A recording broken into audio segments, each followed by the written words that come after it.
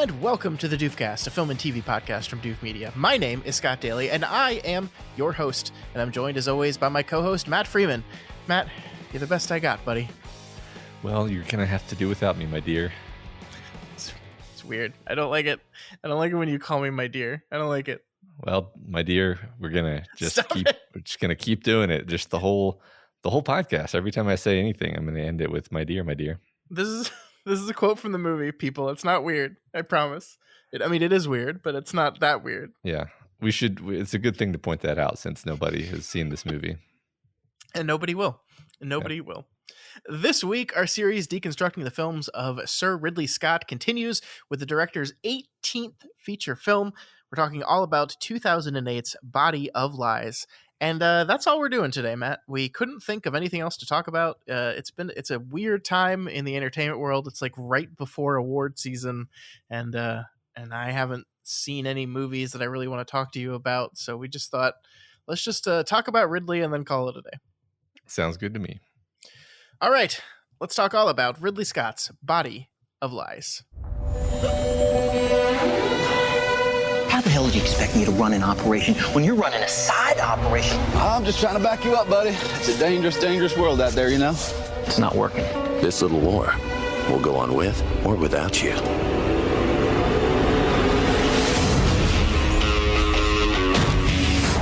Buddy! Matt, what is this movie all about? A CIA agent on the ground in Jordan hunts down a powerful terrorist leader while being caught between the unclear intentions of his American supervisors in Jordan intelligence. This movie was written by William Monahan based on the novel by David Ignatius. It is directed by Ridley Scott, of course, and stars Leonardo DiCaprio, Russell Crowe again, and Mark Strong, an extremely Italian man playing a Middle Eastern intelligence officer. The halcyon days of about 12 years ago. Matt, what did you think about Ridley Scott's Body of Lies? It was okay. This is one of those. Well, that's it. Let's call it. Yeah. Yep. But play the outro music.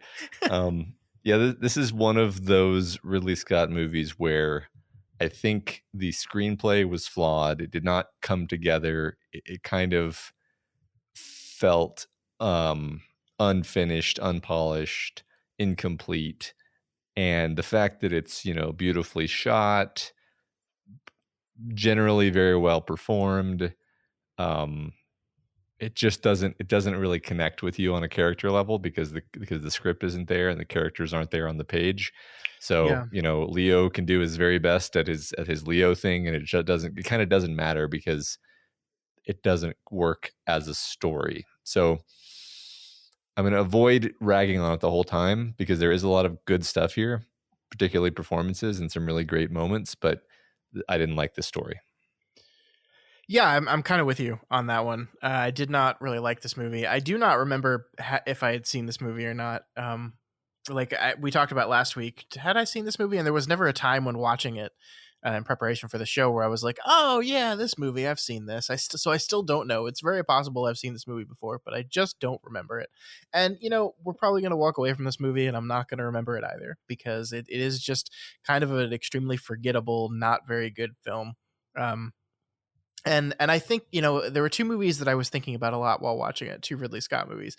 The first was Black Hawk Down, and I think the connections there are obvious. This is a movie that is once again about American intervention in another country, and a unfavorable political stance on what we're doing in those countries. I think Ridley Scott's politics are being worn on his sleeve across these two movies. But the other movie I was thinking about, probably because we just watched it last week, was American Gangster. And the connection here, I think, is a little more subtle in that I feel like American Gangster is a movie that the people creating it really poured their heart and soul into.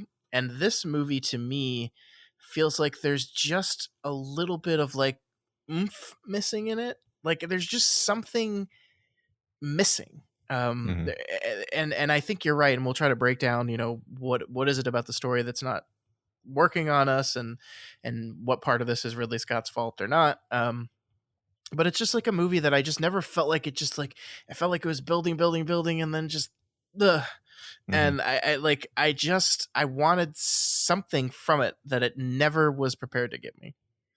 Yeah, I agree. I mean, I think, you and we were talking about this movie earlier, and we sort of had similar ideas for how to fix the movie, but in opposite directions.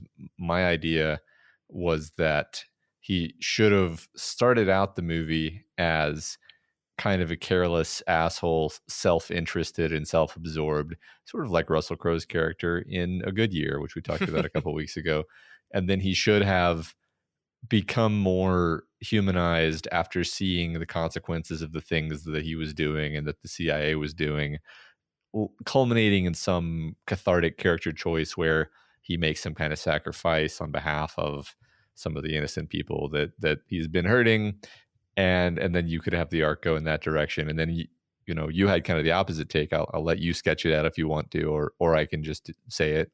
Yeah, you can say it. It's fine. Which was basically the opposite of what I just said, where the character starts out being a goody two shoes kind of greenhorn idealist, kind of like what you could call the main character of Black Hawk Down, played by that one guy. I was hoping it would come to me before. Ewan McGregor's character? Is that who you're talking about? No, I'm talking about the guy with the face, pretty boy. It starts with an H. Has an H in there somewhere. Why can I not remember this character? Now I'm drawing a blank. Doesn't matter at all. Starts out really, really kind of gung ho, and then over the course of the movie gets either broken down or just becomes cynical, and then ends the movie like cynically manipulating Russell Crowe out of his job, and basically ending up taking Russell Crowe's place as the new manipulative, psychopath who blows people up from afar. And so it's a tragedy, right? Yeah. But it seemed obvious, like, well, we got it. Like I think the reason why you and I both thought of similar but opposite things is it's like, well, they do nothing with the character. Yeah. He starts out and ends up as like the same guy. Mm-hmm. He makes no important like character changing decision. There's no moment of catharsis. You kind of think maybe the movie wants to have a catharsis at the very end when he quits, but from the first scene of the movie, it's evident that he's not suited for this job anyway. Yeah. So there's no real catharsis there. Totally agree. Josh Hartnett, by the way, is the Josh Hartnett. name. Thank you. I knew it was an H. Yeah, you were right. Yeah. I that's the biggest problem with this movie. The biggest problem with this movie is it did not know what to do with Leonardo DiCaprio's character. And I think actually what it tried to do was both things that we're talking about a little bit. Like, you have a guy who comes in, we're kind of told at the beginning of the movie that Leonardo DiCaprio's character is like the rising star in the CIA, right? That he is like, he's very young. We see him kind of dress down a much older man that he's just been given command over. And so we get this idea that, oh, he's like this guy that's like super good at this job, and he's super good at doing all the things that Russell Crowe wants him to do. And that's why they're so effective at the job. So it seems like, oh, he's going to be a monster. And part of the course of the movie is him learning that this monstrous stuff is not working. But that's not what it does, because you're absolutely right that in the beginning of the movie, he's clearly the one with the morals going up against his boss, Russell Crowe, without any morals. And the movie, this is what frustrates me so much about this movie. In the first half of the movie, Leonardo DiCaprio is right again and again and again. He says things like Russell Crowe wants to do all the shady, immoral stuff, and Leonardo is just over and over again like, no, we can't do that. No, that's not how we should deal with this. No, we should do it this way. And when he doesn't listen, when Russell Crowe's character doesn't listen, it blows up in their face. And so the movie is trying to demonstrate, oh, the right way is the Leonardo DiCaprio way.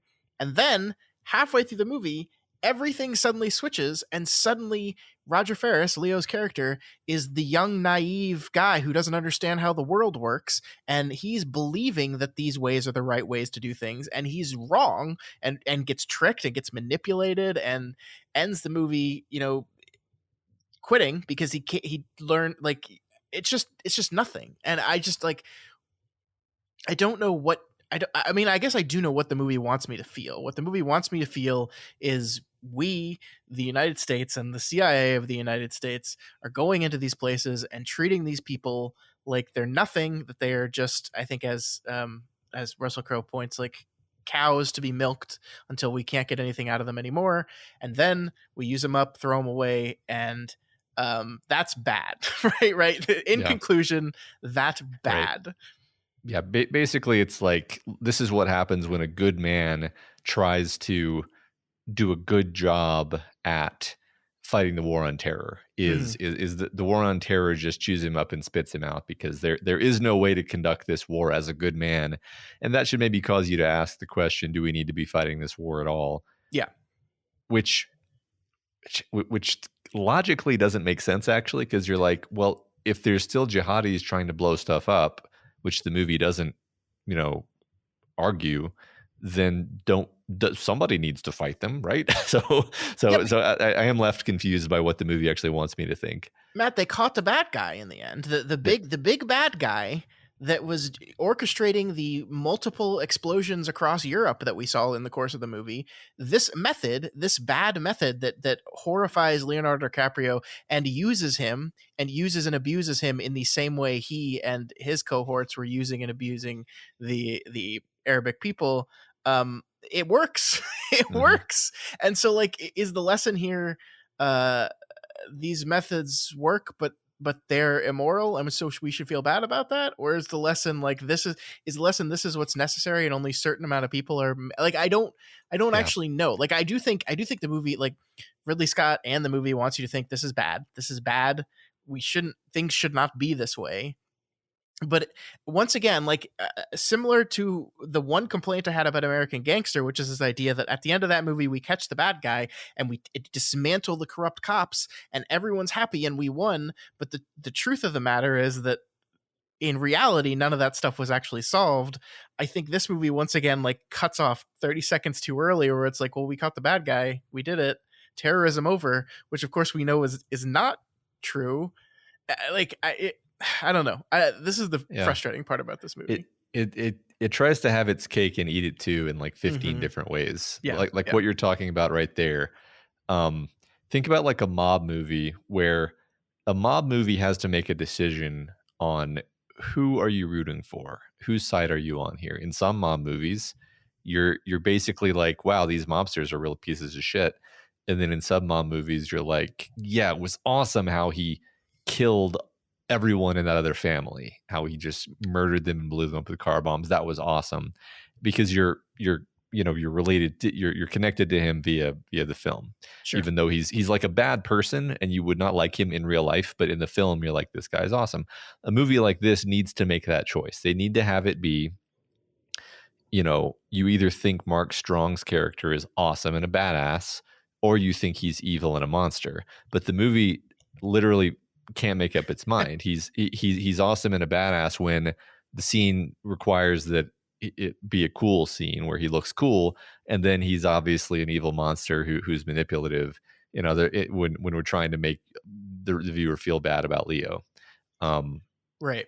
It's all over the place. There's other stuff, like, the fact that Russell Crowe's character is sort of this aloof, distant figure, and then I feel like they just wanted to have scenes where he was in the same room as Mark Strong, and so they were like, and then for this part of the movie, he just goes to the Middle East to have this conversation. Right. Like this is you're spot on with this, because like one of the things I love that this movie does is Russell Crowe. First of all, he said he gained 50 pounds for this role, and so like he is meant to look like a fat, kind of sloppy in a lot of ways, aloof, distant, like literally distant and morally different character who is hovering over this whole thing and making decisions and making choices and gambling with people's lives while sitting comfortably at his home, while, putting his kid to bed, while going to the grocery store. He's on the phone making these life or death situations for all these other people. And it's such a wonderful choice. Actually, I love it. I love it so much, because it really paints very clearly what I think they want to do with the character and what he represents largely. This idea of removed, the powerful being so far removed from the consequences of their choices that they lose all focus on what those choices actually mean for the people they affect. It's great, love it.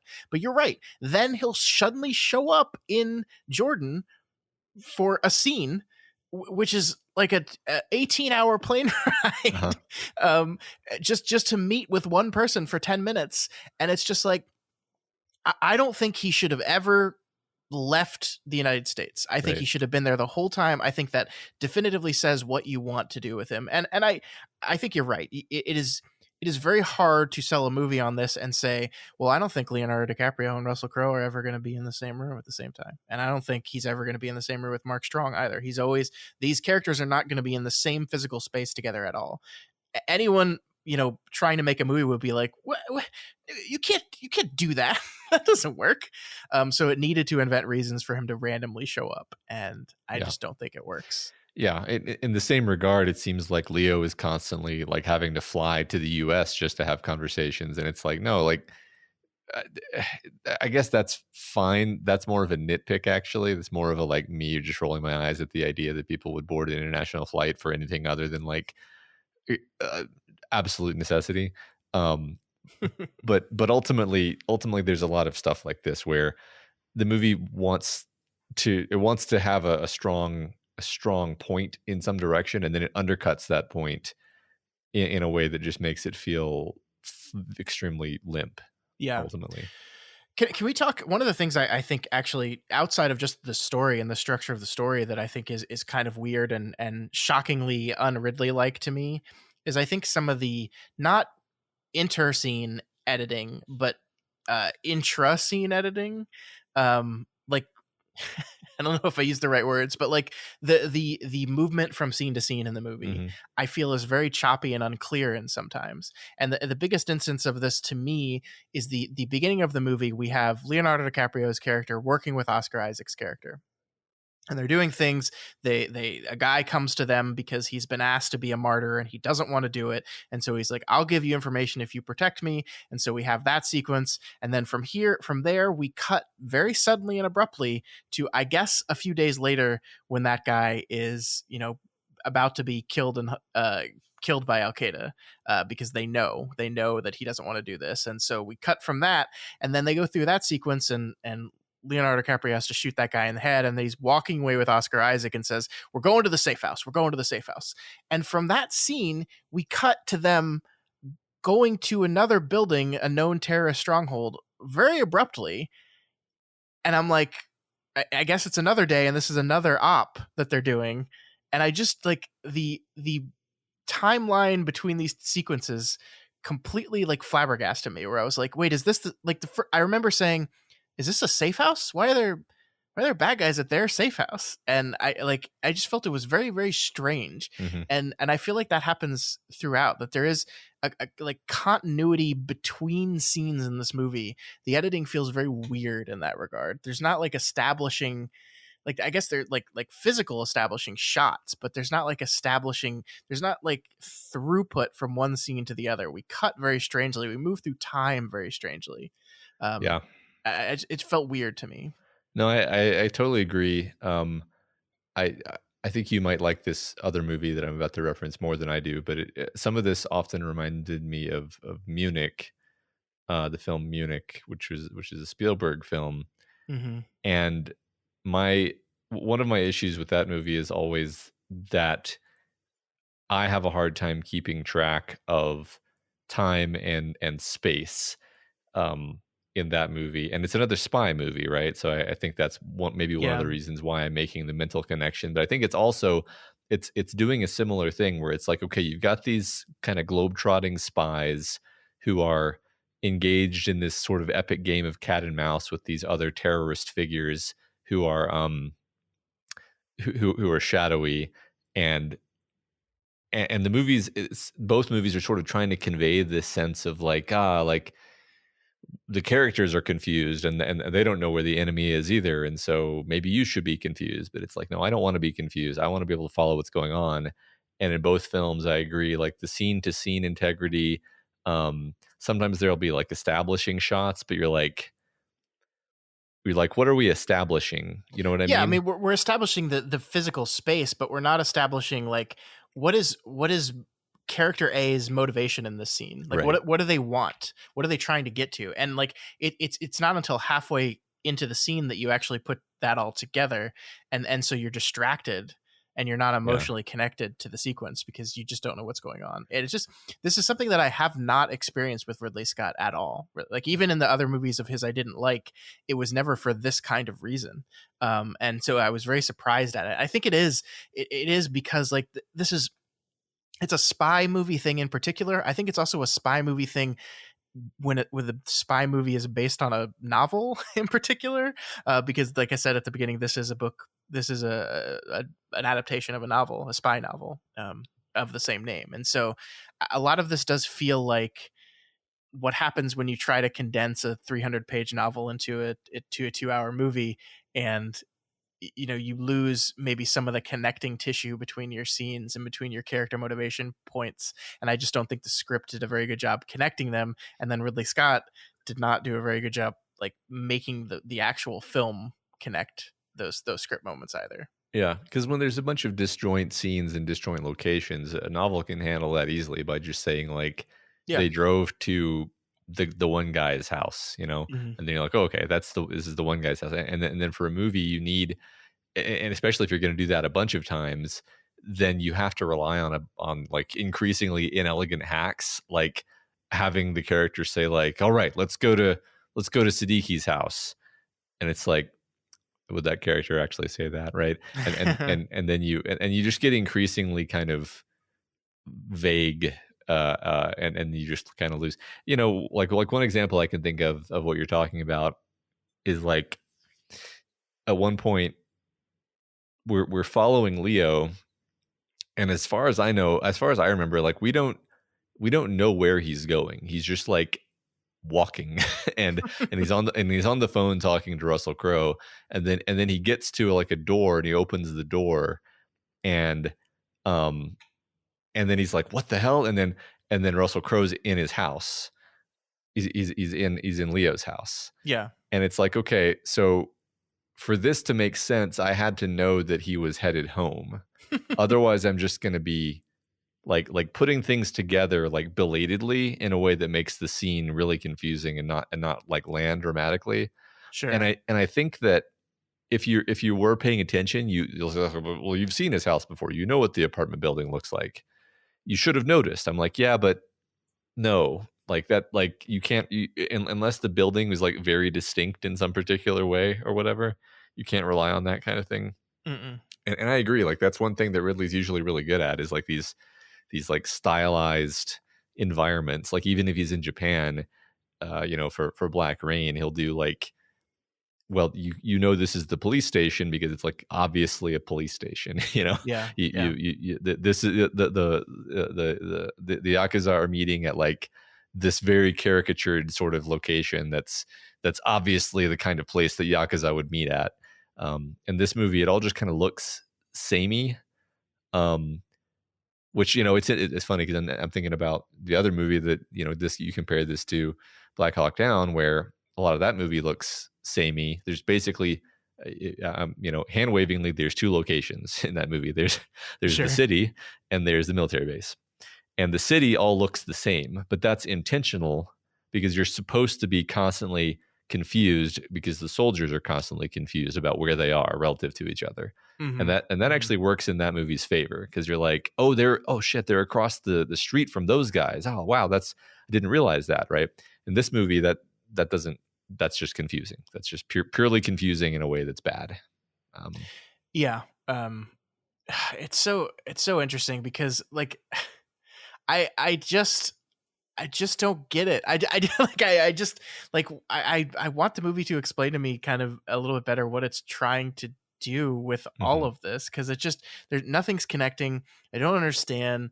Outside of the overall this is bad feeling that I get from all this stuff happening, which is very obvious and not very subtle. I think a good example of this to me of stuff that just feels weird in this movie. Well, okay, I got two examples.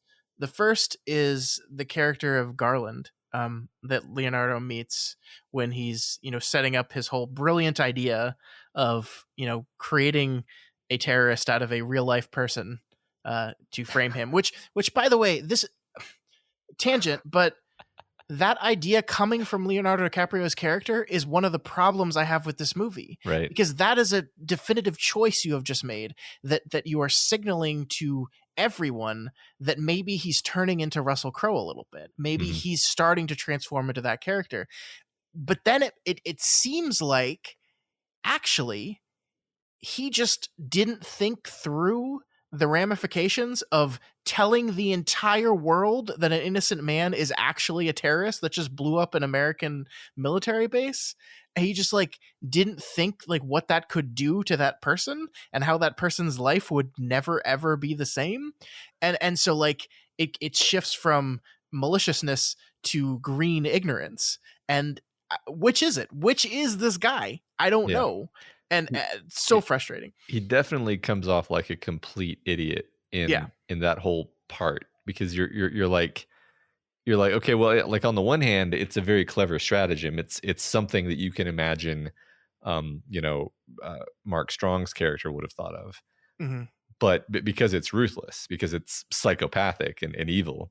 But no, it's Leo who thinks of it. But then he executes it. And as you say, it's like the movie once again tries to have it both ways, where you're like, wait, like he's just too stupid to have thought of the consequences of his actions. Like, is that like that's what I'm left to assume. Like, it's not even a joke. Like, I'm left to assume that the character is simply too stupid to have understood like the situation that he created. And yeah, I mean, it's interesting because I will say, like, in kind of a sick, twisted way, that bit is my favorite part of the movie, where they're setting up this guy and they're confabulating this identity for him as this terrorist, and then you're kind of watching the true terrorist mastermind like get really kind of injured over the fact that this other guy is doing a better job at being a terrorist than him. Like it's sort of the most fun part of the movie. But this also screws with me because the movie clearly doesn't want you to think this is fun, or it can't make up its mind is I guess what I'll say, because it's like it's almost playing it as hijinks, like what a crazy situation, and then suddenly it's like long steady shot of the guy's dead corpse in a landfill, and you're like, oh, okay, that was sad, I guess. So it's just kind of all over the place yet again. But so to get back to the Garland character before we went on that wonderful tangent that I'm glad we went on, but like, so this is a guy that is basically another operative that is, working for Russell Crowe's character, Ed Hoffman.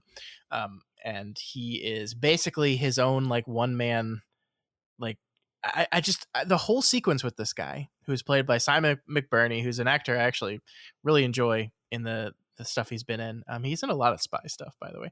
But anyway, it's this really awkward scene, Matt, where Leo walks into that door and that guy is just like super casual with him. Like, he's got 20 computers around a table and then is like, no, this is all me. Which I think it's a fair question when you see like two long tables set up with different computers on it to ask where the rest of the team is. Because if you were really just running an op by yourself, you would probably have only one input device, because that's how computers work. But it's just, he's a weird guy, and like he's eating strawberries, and like the movie like pauses very specifically to be like, hey, did you want a strawberry? No, thank you. Okay, they're delicious. And I'm like, what are we doing? What are we doing right now? I don't understand what we're doing here. I guess maybe showing the casual nature with which these people are like playing with lives. I don't know. It's so weird. It's so random. I don't understand it. And the other scene that I wanted to, I'll let you talk about this one. We can move on to the other one, but just agreeing that I think it's part and parcel with what it's saying about Russell Crowe, where we've got this, extremely caricatured nerd character, right? Thick glasses, gangly looking guy. They clearly picked him for a reason. Detached guy. He's never seen a gun in his life, and he's the one who's orchestrating and or just where he says like, I took care of that. We've got some ninjas waiting for him, which is him being, which is funny. It's funny, but it's also pointed, because it's like, okay, this this guy isn't even being serious about the fact that he just sent commandos to kill somebody. Right. Yeah. And he's sitting here in his PJs eating strawberries. So yeah, I just agree. I think that's as simple as it is. It's just continuing that motif. Yeah. But the other weird, like, I don't know what this movie is doing thing is his entire relationship with Aisha, right? This is the woman he meets while he is going to a clinic to get a shot for rabies because he's attacked by dogs while chasing down a suspect. And he meets this woman and he's like instantly smitten with her. And the movie makes it seem like she can't stand him, like that this is another like American dude coming over here. And he's like he mentions to her, this is the weirdest scene. He mentions to her, he's like, oh yeah, no, I'm actually just divorced. I'm splitting up with my wife. And she goes, oh, so you thought you'd just come over and find the exact opposite thing as far away from that woman as you possibly can. And she's like super pissed off about it. Like, she's like, goodbye. And and he's like, I'll see you next week. And she's like, God willing. But she says it like ironically, and like she doesn't want to see him ever again. Right. And then once again, weird Ridley Scott editing here. We cut to another scene where he is walking into another room that she is in. I guess the sequence is she just left that room with him and then walked into another room and he just followed her. But the way the editing works is it feels like it's taking place at a different time, almost on a different day, but it's not. And he asks her out and then she's like, okay. And I'm like, wait, didn't we just do the whole thing where she's like annoyed and like, and he did nothing to change her mind about any of that? I don't get it. I don't get it. And this ends up being like the emotional core of the movie because it's what motivates him in the end of the movie to put himself in harm's way. She was just playing hard to get, you see. Oh, of course. Yeah. You got to disregard a woman's statements and just follow them into rooms. But then, Matt, there's this whole subplot with her and her sister where, you know, like her sister is being very judgmental about her, clearly judgmental about her sister dating a white American dude, right? And like the movie makes it very clear that when they're out eating, like people are looking at them, people are watching them and judging them and like not happy with this whole arrangement, not happy that these two people are together. What is that? What is that? Does that tie into anything else we're doing with any of the other movies? Is that just like a one-off, like, oh yeah, also people are very judgmental, like about who is dating who in this world, that the American man is coming over and dating this Jordanian woman? It's just random. I don't know. It's not too elegant. You know, I mean, the best, here's my attempt. Now, I'm not even attempting to address what you just said. I'm just trying to make her fit into the movie at all. You basically say, okay, what, like, the difference between him and Russell Crowe is that he actually likes this culture, this place. Yeah. He feels at home there. Actually, he speaks the language. He has a beard, unlike Russell Crowe, which you could just say is like, oh, he's trying to blend in to be a better spy. But for me, I don't know what it is. It's just vibes, but it kind of feels like it's a choice because like that's how he wants to present himself as a person. Sure. And so, and then him falling in love with Aisha is another piece of that, where it's just a part of his love of this whole culture and this whole way of life and everything about it. And in contrast, of course, to all these other characters that we've been talking about who don't give a shit. I mean, the movie basically says it right out, where Russell Crowe at the end of the movie is like, there's nothing to like in the Middle East. Yeah. Like you nobody couldn't wants to live here. Yeah. Nobody wants to live here. You couldn't possibly seriously be saying that you want to stay there instead of coming back and having a nice cushy corner office. It's unbelievable to me. And so that's one of the functions that Aisha is supposed to serve. Of course, the other function is a plot function to give him a thing to freak out about so that he can be easily manipulated because he's an idiot. Yeah. I totally agree. I think you're absolutely right with that. I guess what I would say is I totally understand why he is into her. I don't think the movie does any work at all to show us why she likes him at all, other than the fact that he's, Leonardo DiCaprio. Yes, it doesn't make sense. She like just as a character, she doesn't um have a character. Yeah, no, I mean, just what you said. There's no effort made to explain, like, you could argue like, well, she's kind of a more liberalized woman in her culture, and Mm-hmm. so she would appreciate. But it's like, well, he's not, like, that's not who he is. So it doesn't work. It doesn't work. Mm-hmm. Yeah. Yeah. What about this man actually intrigued you about him? And I think the movie just says we cast Leonardo DiCaprio. We don't have to do that actually, Yeah. and everyone will believe it. There's even a moment, maybe I'm reading this wrong, but there's a moment where she's like, basically insinuates that she knows he's a spy, or that he's at least not being honest about what his job is. And she says, like, I know that a man is not his job, something along those lines, not Mm-hmm. exactly those words. And she's sort of basically saying, I know you're probably doing some stuff that you're not ever going to tell me about, and I'm Yeah. okay with that. And you're like, why? Why would you be? It doesn't make Yeah. any sense. Like there's no deep rapport here. Um there's no believable love here that would cause such a willingness to overlook, dangers. um Totally. I don't know. It's silly.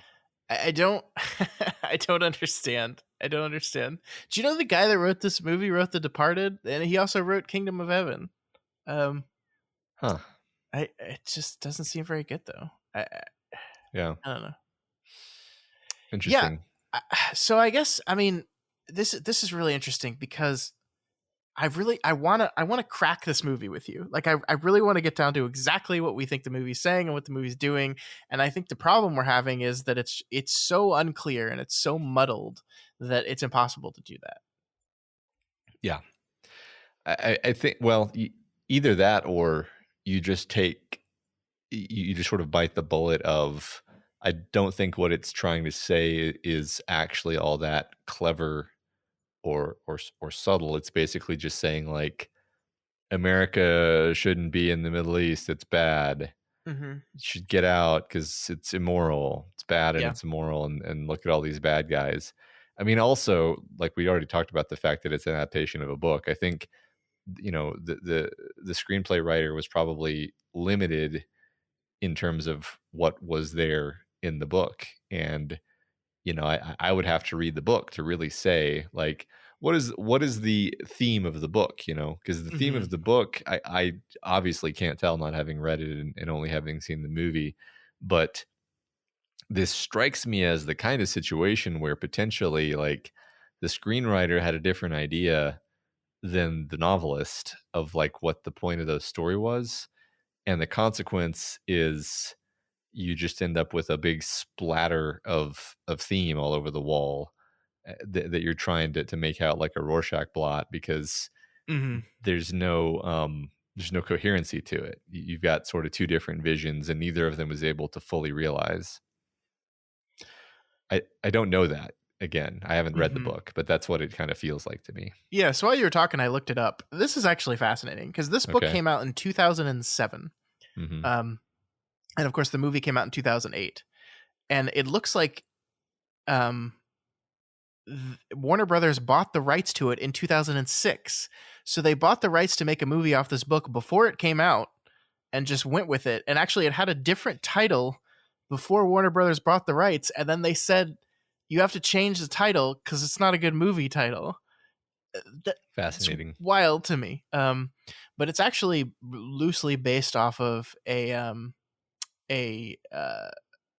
British Secret Service operation called Operation Mincemeat during World War II, where they they found the body of a person who died from eating rat poison, and they dressed him as a royal officer in the Marines and made a fake spy out of him, and then used him as like a way of tricking the enemy, the Axis powers, into thinking that they were invading at a different place they were.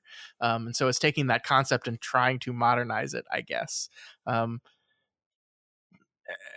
It's so wild to me how given that context, how much the movie fails in making that really the main thrust of the movie.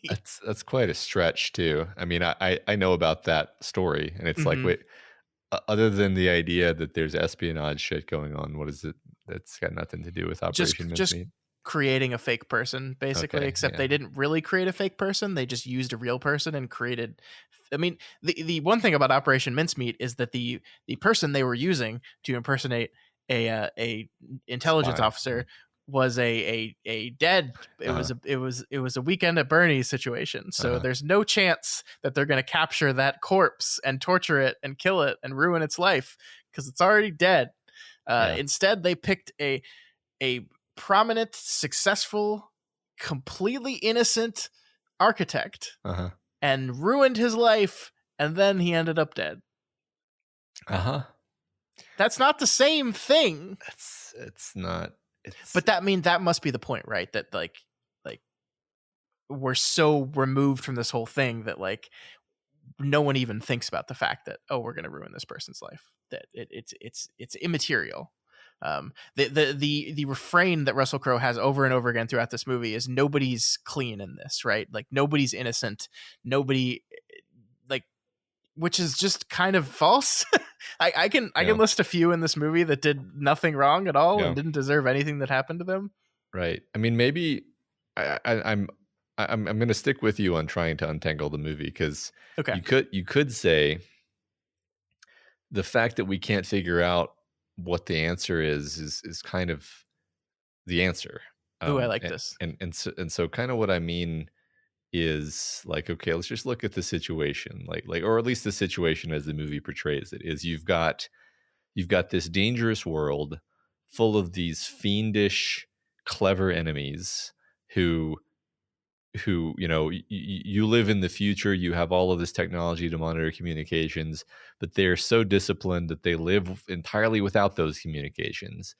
And in order to fight them on their level, you almost have to adopt a mentality on the level where they're operating, where you sort of regress into the past as they have regressed into the past. And you have to be willing to sacrifice people and do these increasingly kind of obviously horrible things to lure them out, because Russell Crowe, for all his like yes, he is clearly a sort of antagonist, but he's like this technology based, rational, like distant eye in the sky character. But it's like, well, you can't win that way. You have to meet people, and you have to put them in rooms and drive them out into the desert and do all the stuff that Mark Strong's character does. So basically it's like, well, you can't win this war without compromising yourself. It seems to be what the movie is saying. Sure. And then it's like, well, okay, what do you do in response to that? Do you say, all right, fine, then I will become that villain. I will do that. Or do you say, I don't have the stomach for this. I'm going to go be with my doctor girlfriend and forget about it, which is, in that framing, a sort of almost a cop out, because it's like, well, the movie's structured like a universe where we are in danger. So what are you saying exactly? I kind of lost the plot halfway through there. I hope you can help recover what I was trying to get at. No, I think it kind of goes to what we were talking about earlier, but I think you said it a little bit more elegantly. Like this idea of like, so what do we do? Like what do we do in this world? And what is the right thing to do? And maybe the answer is that there are no answers, but I think the movie does kind of posit an answer for us when it has Leonardo DiCaprio say, I'm out. I don't want to be involved in this anymore. I'm going to stay here. I'm going to live here. I think it's actually interesting that your interpretation was he's going to like be with the woman, because to me, the ending kind of spoke to this idea that he like watches her from a distance, makes sure she's okay. And then we see him kind of walk away as the spy camera pulls out and leaves him behind. I don't know. I kind of felt like he wasn't going to go be with her, that he feels like he can't after what happened. I don't know, but there's nothing that says that in the movie. But maybe you're right. Yeah, I could totally see that as well. I'm not too attached to to that particular view. I don't think this movie actually wants to comment on the complexities of this whole thing. It wants it to be simple, but I think the movie postulates a world in which there's no simple answer and then offers one anyway, which is just get the hell out of Dodge. Because you're absolutely right. Like I love what you said about, obviously technology is a huge thing. It's part of what Russell Crowe's speech is that opens the movie about how our enemy realized that, by abandoning the technology that they use, it completely destroys our ability to collect information on them. And we see again and again and again in this movie, every time our characters are using technology, they are just handedly beaten by the enemy. Like I actually love what they did with the cars circling to draw up dust, and then and then putting Leo in the car while it's covered in dust, and then driving in separate directions. And they're just like, which one do we follow, sir? Yeah. Sorry, buddy. Yeah. Well, so, okay. Here's another possible cut at this. Another reason that you should just cut and run and just leave, just say screw it, is that obviously the only person in this whole situation who knows what they're doing and gets any results is the Jordanian intelligence, official. Basically the king of Jordanian intelligence, as he calls himself, played by Mark Strong. And, he's the guy who has the right mindset, right? And he has personal connections. He cultivates human assets and takes advantage of situations. He does clever things, like he was the one who kidnapped Aisha so that Leo would freak out and overreact, and then get himself kidnapped so that then Mark Strong could follow him and catch the bad guy. Like it's brilliant, right? And it's like, well, just stay out of this guy's way. America should leave, not because it's righteous and moral, but because you're just getting in the way of the brutal psychopath, Jordanian intelligence agent who is going to be way more effective. So the lesson is they're just better at being horrible. So why are we going over there being horrible? That seems to be one of the most straightforward readings of the film. I'm not even really kidding, because like he is just right about everything. Like he successfully manipulates everyone and ends up on top. So yeah, I don't know. I mean, you're right. The Americans did not catch the bad guy. It was the Jordanians that caught the bad guy. So you're totally right. It's just. Okay, so like, so they've got it. Don't worry about it. But like, it's really interesting though, because one of the quotes that Russell Crowe says about Mark Strong's character is really interesting to me. All he cares about is his little area. I have to care about the entire world, which is really interesting because that's bullshit. And like, and you see, like, there's so much good about this. We'd shit talking this movie like for 45 minutes, but there's actually a lot of good stuff in this movie. One of the thing I really liked is we see the terrorist attack in is it Amsterdam? I don't remember where the second one is. I don't remember. The second terrorist attack that blows up that I think it's a market that blows up a market, and we cut to all these characters watching the thing unfold on TV. And one of those characters is Mark Strong's character. And he is not looking at this terrorist attack like it is something he doesn't care about because it's not his sphere of influence and he doesn't care. He's looking at it like he's sad and upset that people died and a place was blown up. And it is one of his jobs to prevent this kind of thing from happening. So this idea to Ed Hoffman, whereas you can't trust this guy. All he cares about is Jordan. All he cares about is his sphere. He doesn't care about anything else. He's not out to make the world a better place, is wrong. Like, that's just not true. He just has different methods and also cruel methods. I love the scene where, like, I thought you said you didn't torture people. Oh, this is just punishment. Uh-huh. Oh, okay. Well, then it's fine. It's okay to do it as long as you're not trying to get information. Like, his objection to torture was not a moral one, but just it is not an effective way of getting information from people. Yeah. It's really hard to it's sort of impossible to discuss a movie like this apolitically if you're going to get into the plot. Sure. And I don't know where I don't even.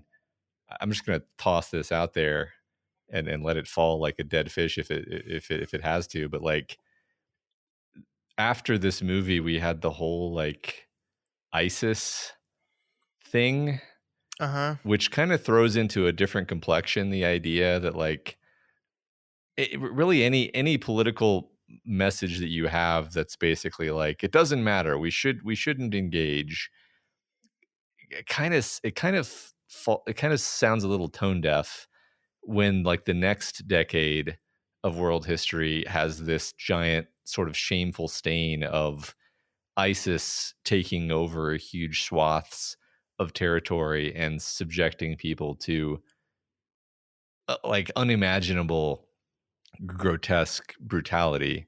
Sure. And I'm just like, I don't know, man. Well, the problem with that is like it's just you get into a chicken and egg situation where you're like, would ISIS have been able to do that if we weren't there destabilizing the place to begin with? Well, we wouldn't have been there to destabilize the place if it wasn't already going back. You know, like it just becomes this vicious cycle of I don't know, and that's why we end up in these places forever, right? It's because you can easily say like we should have never gone into this place. Absolutely, 100% true. Should have never gone in. But once you're in, don't you have some responsibility in making sure that like bad people are not trying to hurt people? Like, yes, kind of. And this is where there's no easy answer to any of this. And I think the most disappointing thing is I think this movie is maybe, like I said, trying to acknowledge that there's no easy answer, but then trying to also offer a solution. To me, what the movie is saying and how the movie frames this is that Leonardo DiCaprio is doing the right thing by saying, fuck this, I'm out. And I'm just going to go live in this country. I'm going to stay here. I'm going to become part of these people. And I'm not going to do any of this bad stuff anymore. And that is the right decision based on what the movie is saying. The problem with that is all the other people are still going to be doing all these things. And so that's kind of like saying, I don't like it, I'm just going to leave. But okay, good for you. But what about everyone else? It's not really a systemic solution. Yeah. And it's not. Yeah, I mean, I kind of had the same problem with Black Hawk Down. Obviously, it's a very different situation. But it's like the movie almost has this moral that's just like, well, you shouldn't have gone in there. And it's like, but they were trying to help. I mean, maybe they were trying to help in a way that was inept.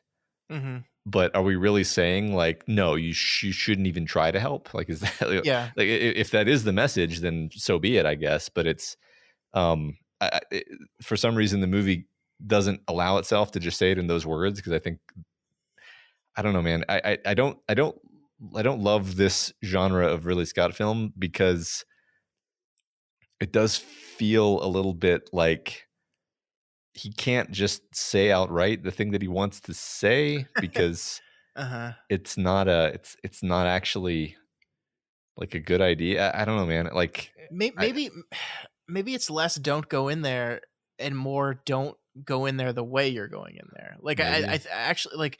I think this movie to me is very much the way Ed Hoffman as representing like the quintessential American CIA agent in the way he's treating these people, which I don't even know if that's like the fact that he doesn't speak any Arabic. He's not trying to understand this culture at all. He doesn't care. He doesn't like it. He doesn't want to like it. He doesn't want to be there. He just wants to stop the baddies. And that's all he cares about. Is essentially the exact wrong way to do this, and is going to make things worse. Because like, who knows what it a bit like. Again, you're right that what the movie says is that Mark Strong's character is correct about everything. It's like, if we just give it time, this asset will come to us and we will be able to use him to get information and get the bad guy. and this seems to be a much better, more humane, arguably, way of doing this thing. And we cannot, because we can't work with those people, because we don't see those people as people either. Yeah. We are Americans. We are superior. We know how to do this better, and our methods are the only methods. Yeah. I mean, I like that lens, because it also works really well for Black Hawk Down, where I actually think you might have a more accurate take on Black Hawk Down there, because it's not necessarily saying like, well, they shouldn't have gone in there. It's more saying like, you were not prepared for this.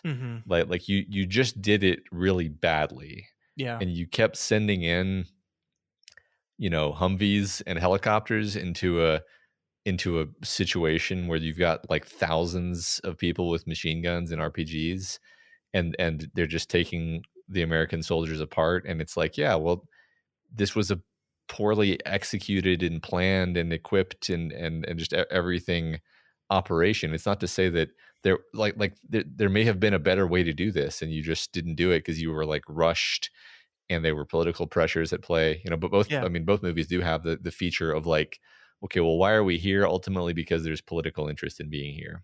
And you've got basically bureaucrats and politicians who are making decisions that are sort of stupid decisions that then filter down and mean that these sort of well-meaning, heroic characters on the ground have to like execute stupid orders, and then bad things happen.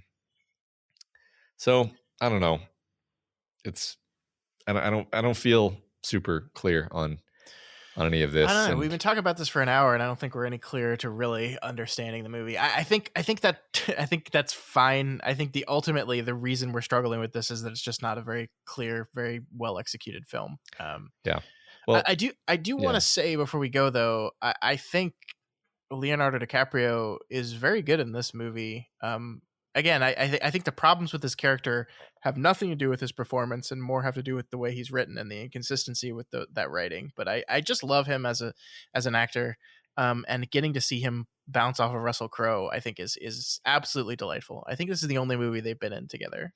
Yeah, those were some good scenes. I think I really loved all the scenes with him and Mark Strong also. That's just delightful. I always love Mark Strong's character in this movie. He's just so like oily and great. I love him. And I was just gonna say yeah, we ragged on the movie a lot, but a lot. But I feel like the reason why we were doing that is we're trying to understand like this side of Ridley, and it's just interesting to me how I feel like in some movies he can communicate so much information with just laser precision, with all of these perfect decisions across every level of the art of filmmaking. And then here and there's movies in his oeuvre where I'm just like, that didn't work for me. Yeah. And so it's interesting. It's been interesting to try to put it together with you, but I still feel frustrated by it, but I guess we'll just leave it for now. Yeah. I mean, I don't know what else to do with it. I'm looking over his rest of his films for this thing, and I don't know if this is a thing we're going to specifically get to revisit in any more of his movies. I mean, I guess All the Money in the World might be. It's a different kind of political movie, but it's certainly extremely political. I haven't seen that one. That's the one where Kevin Spacey got digitally removed. They just cut him out. Wow. Okay. Goodbye, Kevin. Yeah. I don't know. We will see. We still got quite a few movies left, and yeah, I agree with you. I think this is ultimately a failure, and it's for a whole lot of reasons. I do think, once again, there are moments in it I really loved. There are Ridleyisms that I really love. The care and the attention he gives to scene composition and what we're doing and where, I thought really worked for me. Again, I think that the problem is the between scene cutting and not this cutting within the scene. None of the action sequences like really blew me away like they did in American Gangster. I think they were functional, and that's about it. So I don't know. Anything else you want to say about Body of Lies? Nope. I agree with what you said about the action. It's like, yeah, fine. Yeah, I was trying to pay specific attention to it because I love the action so much in American Gangster. I was like, is there a through line I can find here? It feels very, very rote, very functional. It's there's nothing really. He's not doing anything really specific with it. It's just, yeah, we cut here, we kind of move the camera around a little more abruptly and cut faster, and that's it. Nothing special. Yeah, it was more shaky cam in a way that I didn't like, as opposed to American Gangster, which I thought was, we both commented how great it was. So yeah.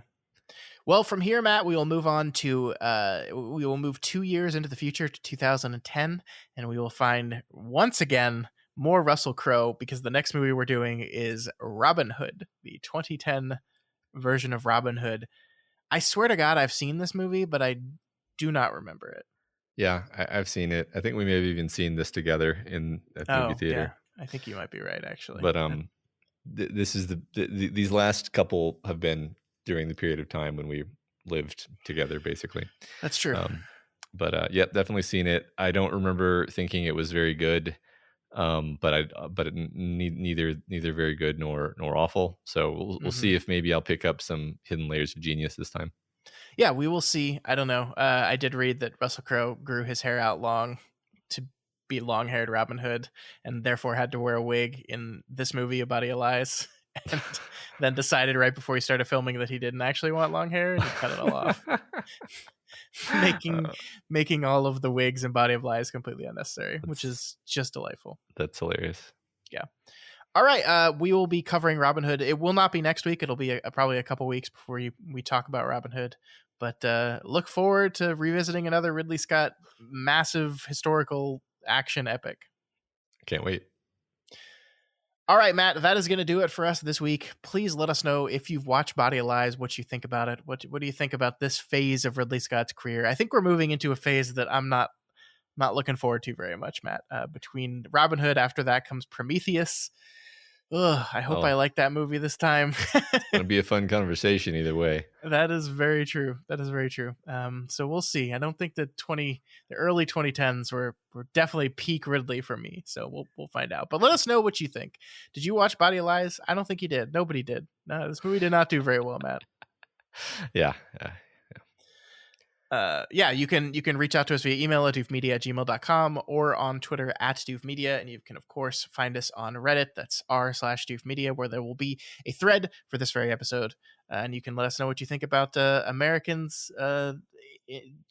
terrorism intervention, the war on terror. What do you think about it? Yeah. Let's have a nuanced conversation about that.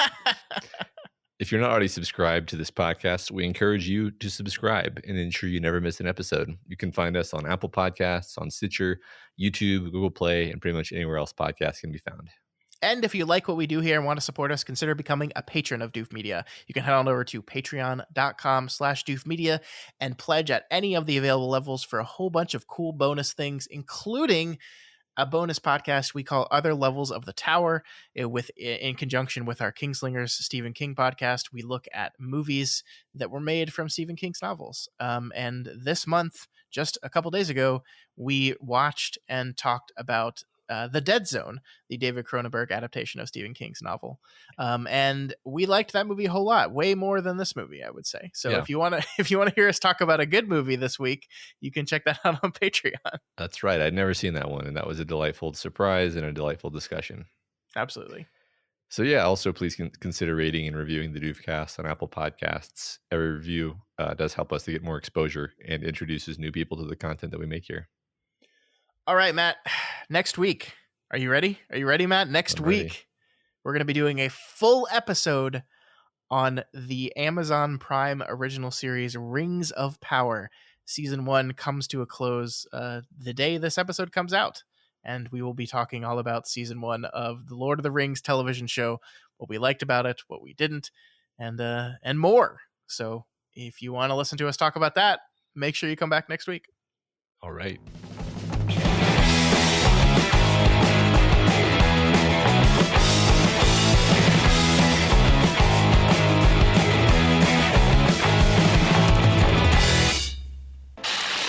My name is Doof, and you'll do what I say. My name is Doof, and you'll do what I say.